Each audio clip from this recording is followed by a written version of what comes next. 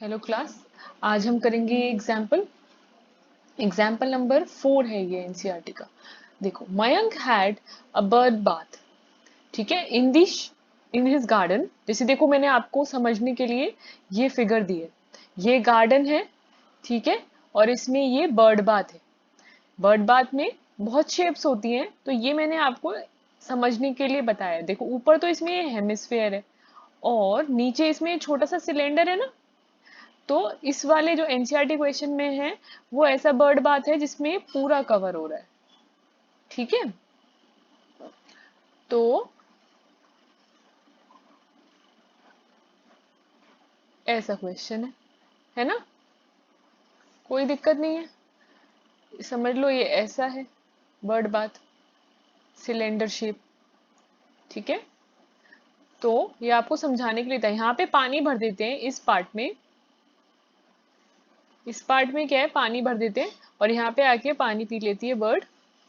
तो ये इसका बेस होता है। ठीक है, अब आपको ये क्वेश्चन समझने में आसानी होगी। एक हेमिस्फेरिकल यहाँ पे ये रख देते हैं और ये सिलेंडर इसका बेस, ताकि ये हेमिस्फेयर इस पे टिक सके।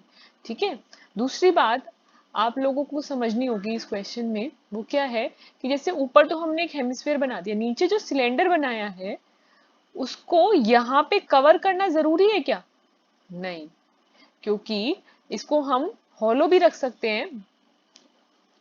ठीक है, ये जो सिलेंडर है इसको हॉलो भी रख सकते हैं। ठीक है, ये हो गया हॉलो।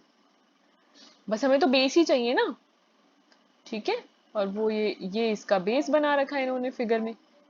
तो ये कवर्ड नहीं है। ठीक है, जब तक उन्होंने नहीं बोला है, क्योंकि उसको फालतू मटेरियल। इसमें इस क्वेश्चन में क्या पूछा है कि find the total surface area of the bird bath.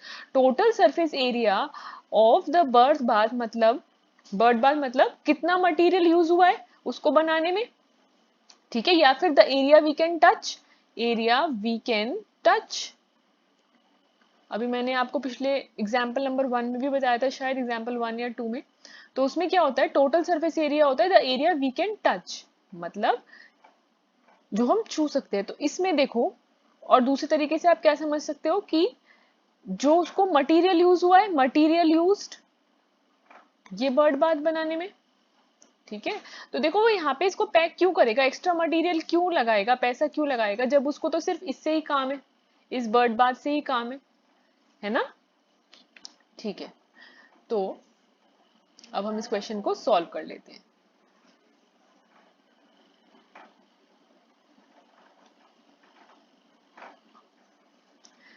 तो जो टीएससी होगा वो कैसे आएगा इस बर्ड बाथ का? टीएसए का बर्ड बाथ आएगा CSA of hemisphere plus CSA of cylinder. खाली सीएसए से काम चल जाएगा? बच्चे इसमें कंफ्यूज हो जाते हैं, इसको भी जोड़ लेते हैं। नहीं, बर्ड बाथ में इसका तो बंद करने का तो कोई काम ही नहीं है ना, इसको खुला रहने दो, हॉलो रहने दो। ठीक है, चलो अब हम इसको सॉल्व कर लेते हैं। ये तो आपका मैंने समझाया था। ठीक है, वो क्या कह रहे हैं, हेमिस्फेयर जो है उसका रेडियस क्या है, गिवन है फिगर में। यहाँ पे देखो 30 सेंटीमीटर रेडियस गिवन है ना। तो आर इसका क्या है, 30 सेंटीमीटर। और सीएसए ऑफ सिलेंडर भी देखो, ये फिगर इसलिए दी उन्होंने बताने के लिए कि radius of the hemisphere is equal to the radius of the cylinder which is 30 centimetre. ठीक है, और हाइट क्या हो गई इसकी, गिवन है 1.4 मीटर। ठीक है, तो बच्चे इसको सेंटीमीटर में करना भूल जाते हैं। तो 145 सेंटीमीटर। ठीक है, क्योंकि यूनिट सेम होनी चाहिए ना। तो बस अब हम इसका अलग अलग निकाल के, या फिर साथ में भी कर सकते हैं। देखो मैं आपको बताती हूँ कैसे। अलग अलग सीएसए मत निकालो, साथ में निकालो तो कैलकुलेशन सेव होगी। सीएसए ऑफ हेमिस्फेयर क्या होता है, 2πr² and CSA of cylinder is 2πrh। R तो दोनों के सेम है, तो आर डैश लगाने की जरूरत नहीं है। ठीक है, तो 2πr दोनों में से कॉमन ले सकती हूँ, आर प्लस एच बचेगा। ठीक है, समझ में आया है आपको? टीएसए से एरिया वी कैन टच से भी आप समझ सकते हो। हम देखो इसको इसको छू सकते हैं, इसको पूरे को छू सकते हैं। इस फिगर में देख लो, इसको टच कर सकते हैं ना, इस पार्ट को भी टच कर सकते हैं, इसको भी टच कर सकते हैं, और इसको नीचे पैक होना जरूरी नहीं है ना। तो बर्ड बाथ से हमें यही समझना है, बर्ड बाथ मतलब CSA of hemisphere plus CSA of cylinder. ठीक है, बस इसको थ्योरेटिक इसको सॉल्व कर लो। और सॉल्व करने के लिए भी मैंने आपको इजी मेथड बता दिया है कि कैसे आपको अलग अलग ना प्लस करके एक साथ ही कर लो। ठीक है, ये हो जाएगा R इज 30 और 30 प्लस 145, तो ये हो जाएगा 2 इंटू 22 इंटू 7 इंटू 30 इंटू 175।